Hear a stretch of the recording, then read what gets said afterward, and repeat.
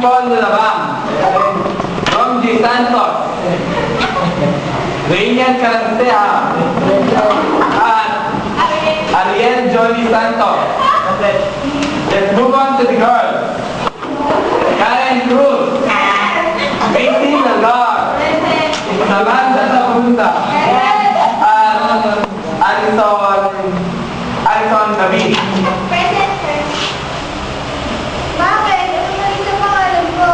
Naman. Basta lang ba rin? Oo, basta. Akala ko ba talaga yung pangalan mo? Oo.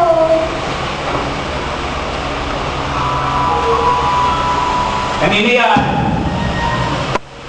Nahiyan? Tumata na. Mag-usap tayo, girl.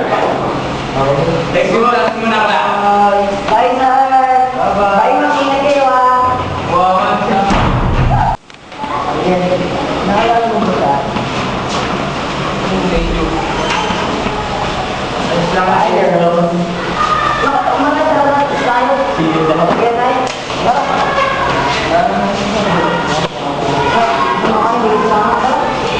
Ingat kayo. Ingat kayo niya. See you soon.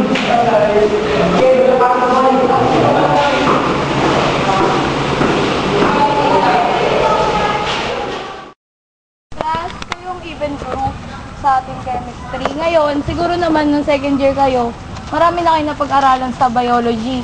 Ngayon, pumuna pa lang kayo. Ay, ipapagawa muna ako sa inyong mga equations na sigurado ko namang napag-aralan nyo na. Tapos, nga pala yung ad group, inihiwalay ko na sa inyo para hindi kayo masyadong marami. Tapos, yung lab naman natin ginagawa pa. Kaya, hindi ko tayo. Ito yung gagawin mo. Pakisagot na ito. Thank you, ma'am. Mama kami walang kopya. Ito, baliktad pa lang. Oo. Salamat, ma'am. Teka lang, kulang pa pala yung papers. Babalik na lang ako, bibigay ko sa inyo. Pakisagot ko na yun. Sige po, ma'am. Bakit? Ano ba yan? Ay, oo, tama lang. Cornel! O, Alison, saan na? Okay lang. Uy, Alison. Alison din siya. Kaparehas kayo ng pangalan. Connected. So, anong tinitingin mo dyan? Bakit masama ba tumingin? Bakit? May sinabi kami? Huwag ka nga sasabat-sabat. Hindi ka naman kinakausap eh. Even group!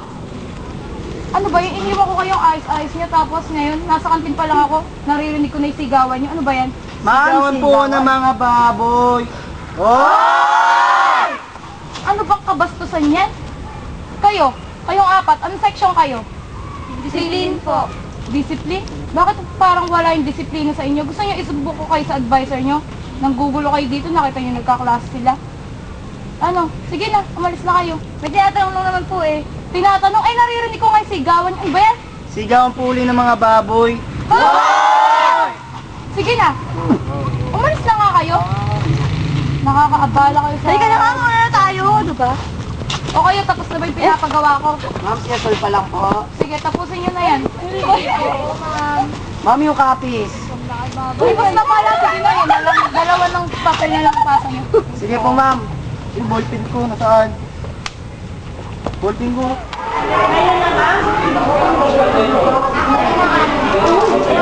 O ano? What a weird and coincidence. Ano? Ano? Can you understand what you're saying? Itatanong mo sa akin kung ano, tapos itatanong mo naman ngayon kung ano. Duh! Sinabi ko lang kasi na ano? Sinabi... Stop! Pwede ba tumigil? Sabi mo lang kung ano-ano dyan. Baka ano po masabi mo nakakaya sa mga students. Nandito pa naman tayo sa school. Napakayabang mo naman. Mayabang mo lang bakit itong opinion mo na yun. Naku, itusero. Mas itsuserang fraud ka kaya. Ay, naku, kalmutan natin to. Eh, anyways, nakita mo na ba aking mga students? Of course, I saw them na kanina. Kaya nga, di ba nakalagay sa schedule? Advisor ka ba talaga? Ba't tinatanong mo pa? Concern kasi ako, baka hindi mo sila nakita sa kapal ng mata mo. Tita, tignan mo nga ilong mo. Hindi ko naman makita yung utak mo. Talagang meron kang utak. Kasi naman ako, sigurado meron naman ito. Eh yan, sigurado ako may laman ba yan? O, tignan mo. Laki-laki nga, di ba? Diyos ko. Well, itatanong ko lang, kung nakita mo na rin ba ang kanilang mga potential? Can you understand what you're saying? Potential or either can you spell the word? Ha? Paano ko makikita? Hindi wala pa akong pinapagawa. Hindi pa nga sila nagpapakilala isa-isa. Just potential. Potential ka dyan? So that means na hindi ka marunong kumilatis ng potential na isang bata at the first meeting. First meeting, alam ka naman nakita ko dyan yung bata, tapos makikita ko agad yung potential. Ano nang auring ba ako? Hindi no, kaya nga ako naging teacher, di ba? Kasi hindi ako manghuhula. Naku, panira ka mo ng araw ko. Mas manira ka ng araw, sakit-sakit naman ng ulo ko, pinasakit mo pa. Diyan ka naman, kalabaw. Mukha kang bisugo. Erika? Erika?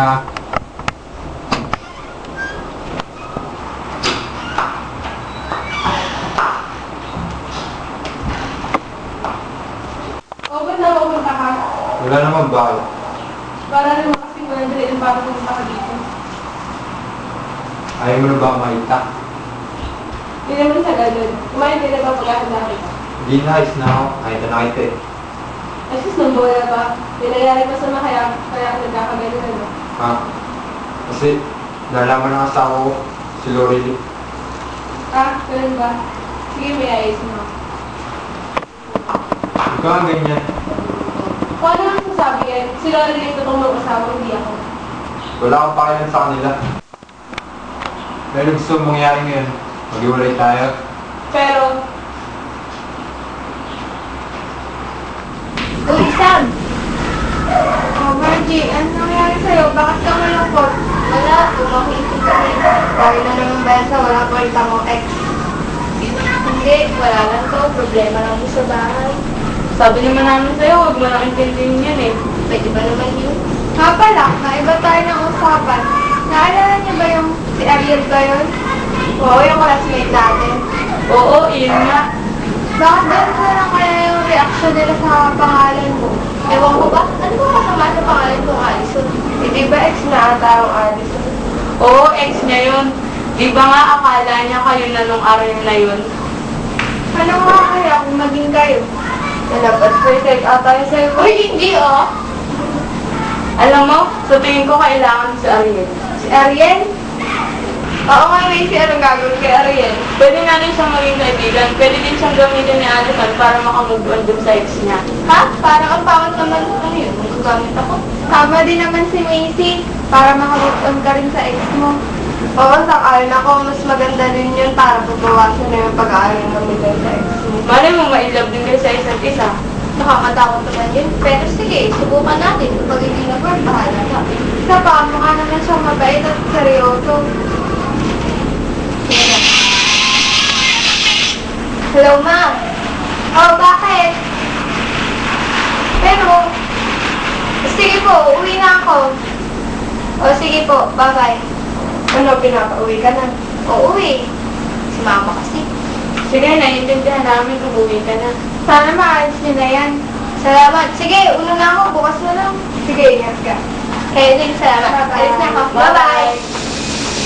May malapit yung foundation sa kayo sa sali kasi mataglag ka sa sayaw. Hindi ba